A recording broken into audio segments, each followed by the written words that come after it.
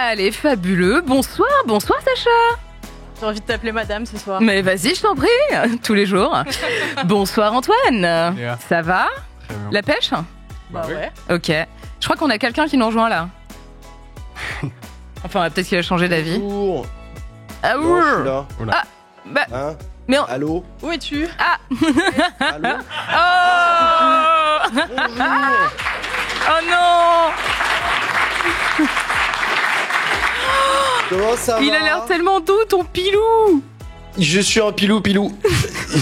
Voilà, faut bien prendre soin de tout ce merdier là. Voilà. On a encore malade avec nous. C'est la crève reconductible. Ok. La crève reconductible. Non, je voulais juste vous faire un gros bisou, vous dire que je suis désolé de pas pouvoir être avec vous ce soir, mais je suis dans la maladance. Voilà, je suis surtout désolé pour le public.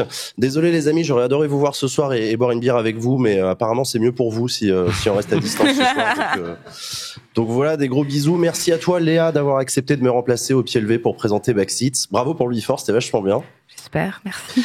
Et voilà quoi. Non, mais je voulais juste vous faire un petit coucou pour vous souhaiter une très bonne soirée, une très bonne émission. Et je vous laisse entre les mains expertes de Léa. Et je vous dis à très bientôt. Merci Jean.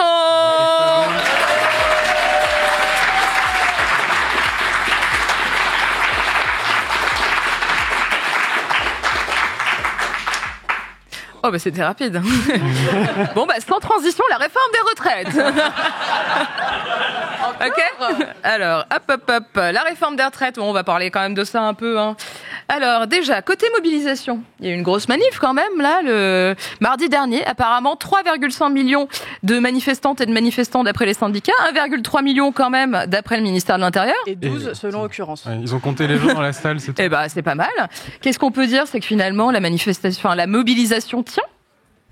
Ah bah oui. Ouais, clairement. on est d'accord, Ça ouais. tient, et Clairement. quand on regarde, il y a vraiment 3 fronts à l'heure actuelle. Tu as le front de l'Assemblée, du Parlement, enfin pas seulement l'Assemblée, d'ailleurs le Parlement de manière générale. Tu as le front de la mobilisation, et on voit que les chiffres de mobilisation, ils baissent pas, au contraire, ils ont plutôt tendance à Depuis augmenter. La première manif, 18 janvier, 19 janvier, ouais. C'est déjà, il y a pas mal, alors je sais plus, 5 ou 6 actes de mobilisation. Ouais. Et là, on est quand même sur un record historique de mobilisation, donc il y a vraiment quelque chose qui est en train de se passer. Et quand tu regardes aussi le front de l'opinion, c'est toujours la même chose, c'est hyper stable dans les enquêtes d'opinion, c'est 60-70% de la population qui est opposée à la réforme et qui soutient la mobilisation, et qui même demande une mobilisation qui soit plus dure. Donc il y a clairement quelque chose qui est en train de se passer, et c'est pas du tout la communication du gouvernement n'a pas du tout permis de faire baisser cette mobilisation. Ouais, vous n'avez pas compris, on va ils ont vous bien compris. expliquer, ça pas fonctionne ça. plus. Non, Bon non. bah écoute, tant mieux.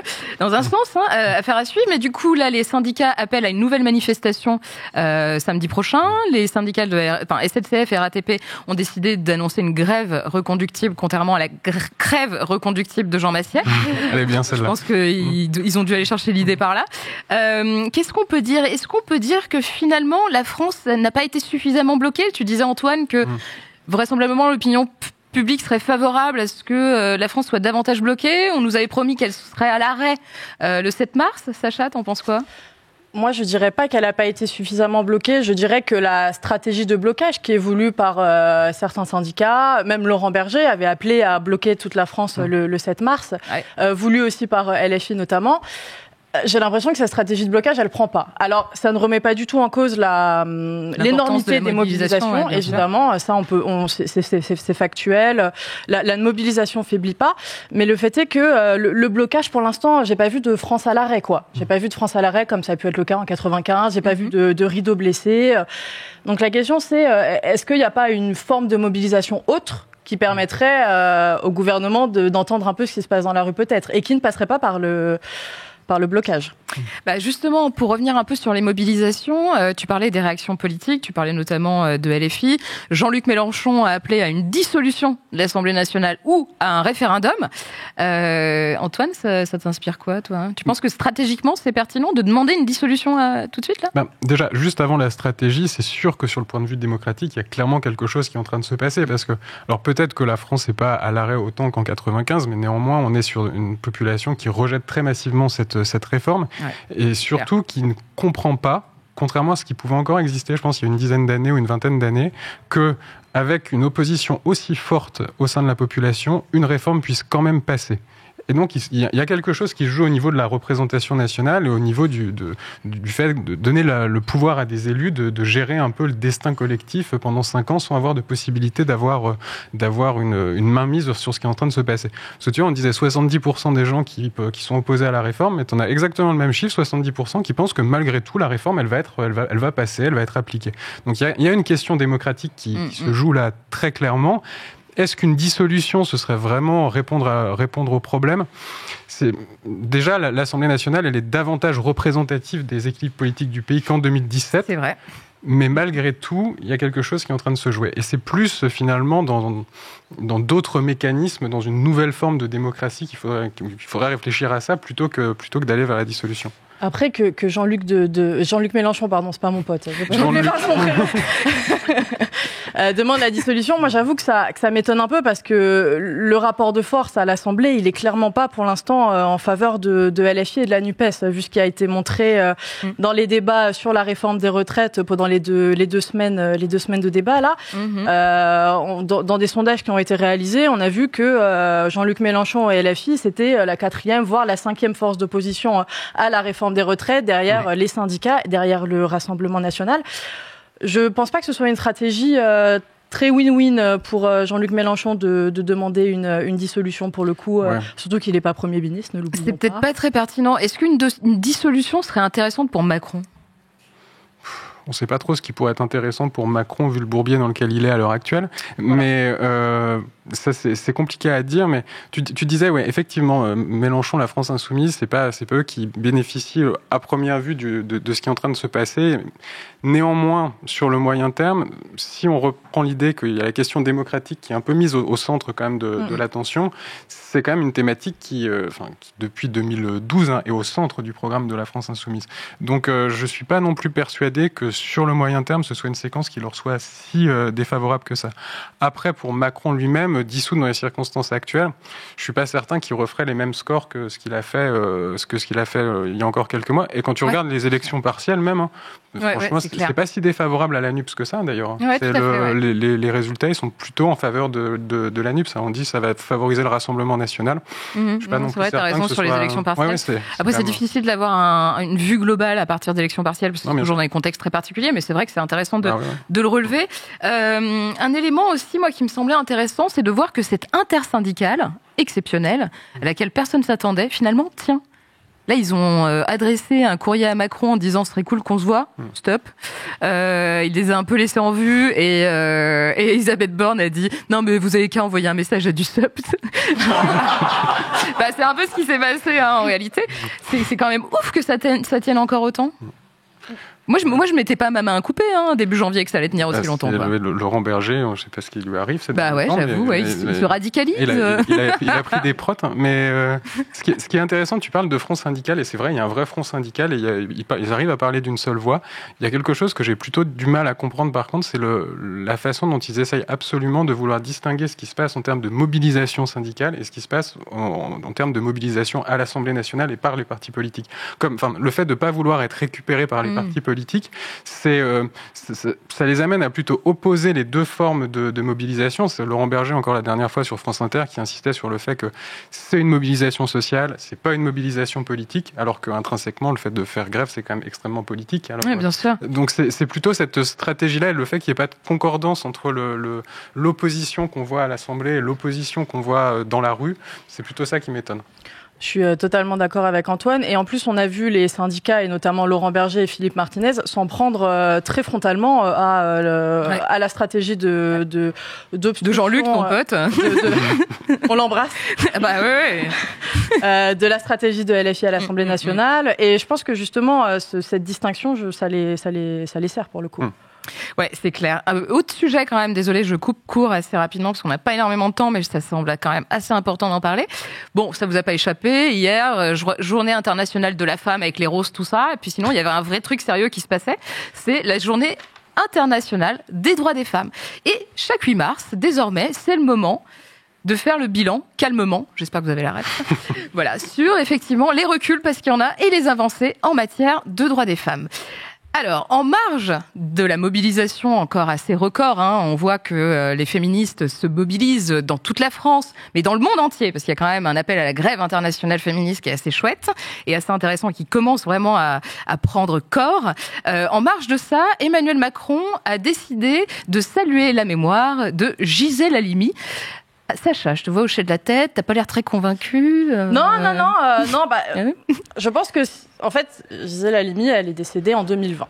Elle est décédée en 2020 et ça fait 2 ans et demi, voire 3 ans qu'on attend que Emmanuel Macron lui rende hommage, justement, parce que grande avocate, qui a notamment permis d'ouvrir la voie à l'IVG avec le procès de Bobigny en 72. Elle avait défendu 5 femmes, dont une jeune femme de 16 ans qui avait été violée, qui avait décidé d'avorter. Et voilà, illégalement, du coup, à l'époque. Voilà, illégalement à l'époque, pardon. Et ça avait ouvert la voie à l'IVG. C'est aussi elle qui a permis que le viol soit constitué en crime. Absolument. Je pense que parler de récupération, c'est un peu compliqué pour moi parce que s'il ne l'avait pas célébré, on lui aurait reproché. Oui, mais l'idée de base, c'était quand même qu'elle rentre au Panthéon, en fait. L'idée de base, c'était qu'elle rentre au Panthéon. Ça fait 2 ans que ça traîne. L'Élysée, c'est pas trop.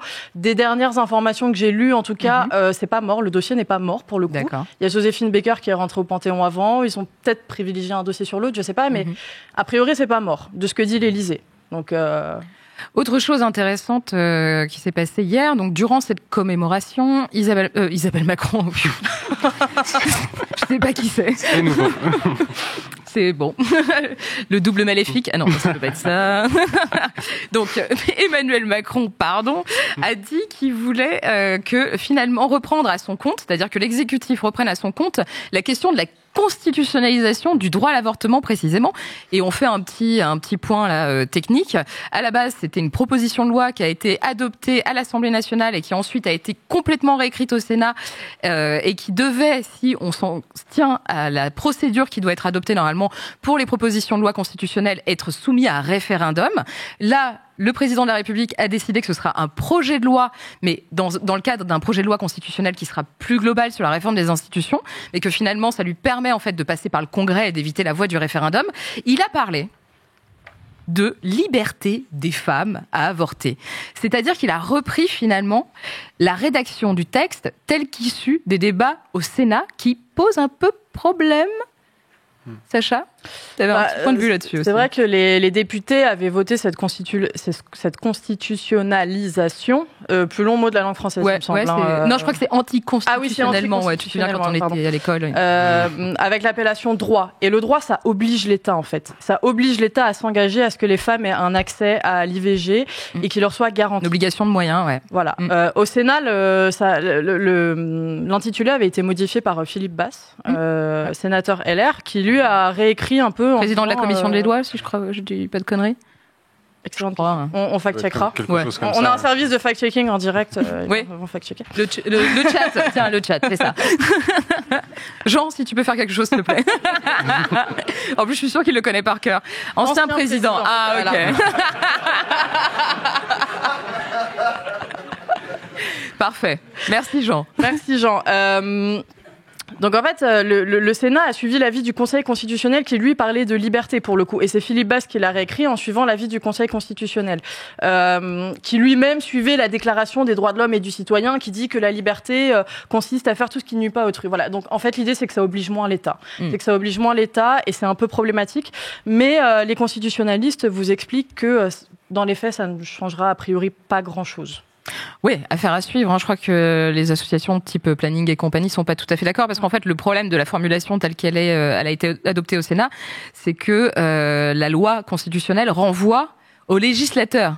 C'est le législateur qui détermine les conditions dans lesquelles l'accès à l'IVG se réalise, en fait. Et ce qui veut dire que, de fait, si on veut passer par des conditions plus restrictives à travers la loi, ce sera potentiellement possible. Et tu as aussi ce problème à travers la forme que le Sénat a décidé, c'est-à-dire que le Sénat a décidé d'en faire un alinéa dans un article, alors que l'Assemblée nationale avait vraiment dit on veut que ce soit le 66e article, alinéa 2 de la Constitution. La forme aussi change. Oui, bien sûr, sans compter qu'en plus, du coup, les personnes trans sont exclues, en fait. Les hommes trans qui peuvent être enceints sont exclus de la formulation, puisque le mot femme exclut de fait aussi cet accès aux personnes trans. Antoine, toi, tu as fait un petit point sur l'opinion publique. Qu'en pense l'opinion publique historique de cette J'aime bien faire constitutionnalisation. ces petits points. Oui, j'aime bien ce côté, le côté baromètre, thermomètre, côté pas le thermomètre de Jean Massier, mais le thermomètre de l'opinion. Pardon. J'espère. J'arrête. Oui, il y a deux choses qui sont intéressantes. La première, c'est qu'on se rend compte qu'il y a une inquiétude qui est plus importante aujourd'hui qu'auparavant, justement, sur le fait que l'interruption volontaire de grossesse puisse être remise en question. C'est-à-dire qu'à l'heure actuelle, il y a 56% des Français seulement qui disent que c'est impossible qu'à moyen terme, qu'à court ou moyen terme, ce soit remis en question, alors que ce chiffre, c'était 65% en 1995. Donc tu vois qu'il y a quand même une inquiétude à ce niveau-là en France, et contrairement à ce que Marine Le Pen pouvait dire ce matin quand elle était invitée sur France Inter et qu'elle parlait justement de toute cette question-là, elle disait bon, en fait, personne ne remet ça en question. Oui, bien en fait, sûr. Si, quand même, c'est une vraie question. Même quand tu regardes ce qui s'est passé en Espagne il y a quelques années, où là il y a eu vraiment des débats sur le fait de remettre en question l'IVG, et du coup c'est vraiment une préoccupation qu'on a en France. Et à côté de ça, du coup les Français sont très largement favorables à ce qu'il y ait une constitutionnalisation de l'IVG. C'est 81% des Français. C'est énorme. Oui, il y a une très majoritaire dans l'ensemble des familles. Et qu'est-ce que ça nous dit finalement? Macron, il écoute l'opinion quand ça lui fait plaisir? Il écoute l'opinion quand ça lui fait plaisir, et surtout quand ça l'arrange, parce que là, de pouvoir remettre la barre à gauche après la séquence des retraites aussi, où il a été quand même pas mal attaqué sur le fait d'être hyper libéral. Là, quand même, la promesse de Macron en 2017, c'était et de droite et de gauche. Maintenant, c'est plus et de droite et encore de droite. Donc, d'avoir une mesure un peu phare comme ça sur un sujet de société. Ce qu'a pu faire Hollande aussi avec le mariage pour tous, finalement. C'est quand même quelque chose qui est... Oui, au moment d'un débat un peu enflammé sur la réforme des retraites, complètement, le timing n'est pas inintéressant. Voilà, on parle de ça, du coup. Oui, bien sûr. Il va falloir se méfier de la manière dont va être... puisque tu parlais des dispositions juridiques, de la manière dont la loi va être votée ou pas, du coup. Ouais. Puisque ça va être un packaging constitutionnel. Oui. Ça va être un packaging constitutionnel. On ne sait pas de quoi il va être comporté, à part la constitutionnalisation de l'IVG. À tous les coups, on va avoir avec la baisse du nombre de députés. J'ai lu certaines sources qui parlaient aussi du septennat. Voilà, on va... Bah oui, tiens, qu'à ça tienne. Pourquoi pas ne plus limiter les mandats dans le temps? Ouais. Hein, c'est vrai? C'est la Russie, ça, madame. Ah oui. Et pas n'importe laquelle. Vous avez la rêve, bien sûr. Bon. Mais le fait est que s'il inclut ces deux propositions, par exemple, dans le packaging, est-ce qu'il y aura toujours les 3/5 à l'Assemblée nationale, au Congrès, pardon, pour le vote. C'est deux questions qui n'ont rien à voir l'une avec l'autre. En plus, tout à fait. Même si elle est nécessaire. Sachant que la première tentative de réforme constitutionnelle de Macron avait été bloquée, ça l'arrangeait bien, par le Sénat en 2018. Donc voilà.